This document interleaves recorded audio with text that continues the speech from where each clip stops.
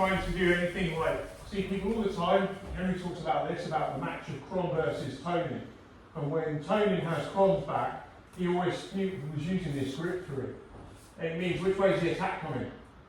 Where's the attack coming now? It's always coming here. So Max immediately knows that even though I can try to use this, if he doesn't want to get choked, he just wants to put all his money on going this way and putting that shoulder to the mat. Don't put the shoulder to the mat. Push your feet into the shoulder. Yeah, and now the whole, this isn't gonna hold against his entire body. Right, he'll just drive through it. If he knows how to use his feet properly, he will drive through that, and he should drive through it. There's just nothing, there's no reason for him to stay, because there's no penalty to him going that side.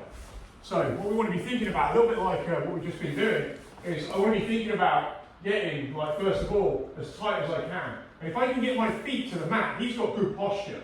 But if you've got someone with crap posture, I never cross my feet because of the leg lock. It's just not worth the aggro. There are defenses you can do if the guy does this to you. Some people have amazingly flexible feet, but I just don't want that problem. But the basic idea is going to be, I like my feet on the ground when I'm here. I want my feet on the ground. My chest is to his back. Ideally, I'd be a bit, maybe a little bit higher on him, but I'm trying to pinch, I'm trying to think about these hip bones and sitting bones, and what can I get to? Because if I don't have my feet on the ground here, right, what's he going to do? What's standard protocol here? Is he going to shuffle down? Sorry? So what I would do is I would just pelvic tilt to begin. Put pelvic tilt down. This has just got a lot worse for me. I'm carrying it later. He's actually on top of me. So now my feet can't touch the ground. I have no base to the ground. So what we need to start thinking about is someone has good posture here. Like he wants to go through standard operating procedure. So he can be defended his neck up here. He can keep these defended. But standard operating procedure, tilts the pelvis, bridges up, bridge. Yep. Puts a sit out in. Yep. Pulls sit out. Yep. And it's all the same shit. He's sprawling on the end. He's just going to go through that basic sequence of putting his body in the middle against mine. Yeah, so we're both flat right now. We're both flat, and he's going to go through standard operating procedure. Bridges up with his head, yeah, use his head, push his head in as well, forms a nice sit out, clears the leg, yeah, pops the leg for the sit out, yeah, and then he's basically, okay, so he's got a front way sprawl, but it's basically, it doesn't matter, you go front, you go back, so he threaded you notice he threaded he went a front way sprawl from his sit out, he basically did a front sprawl, which is fine, there's no problem with that.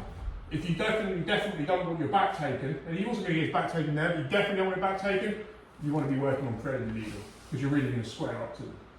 But if you see that basic principle there, it's quite hard for me to set, and we're going to come on to how to deal with somebody who's actually engaging themselves correctly like that. But for now, I just want you to have a play with, actually just feeling the sensation of I'm trying to get my feet to the mat, but if he tilts his pelvis here, I will never get my feet to the mat, which is a big problem to begin with, because I have nothing here. He actually, if he moves side to side here, he actually moves me. I don't have anything until I get my feet to the mat, because I've got no base. Does everyone see that? So it's kind of a big problem. So pelvic tilt, does a big bridge, and now set this, do a sit out now for me next. Yeah, clear the leg, use that leg, yeah.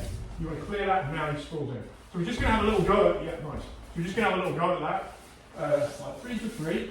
And the guy in the back, all you're really trying to do is just sort of stay close to them as much as you can. Then we're going to get out, like, you know, we're going to get onto how do I deal with somebody doing these basics, these fundamentals very well, because it changes the game. Yeah, grab a body, let's give it a go.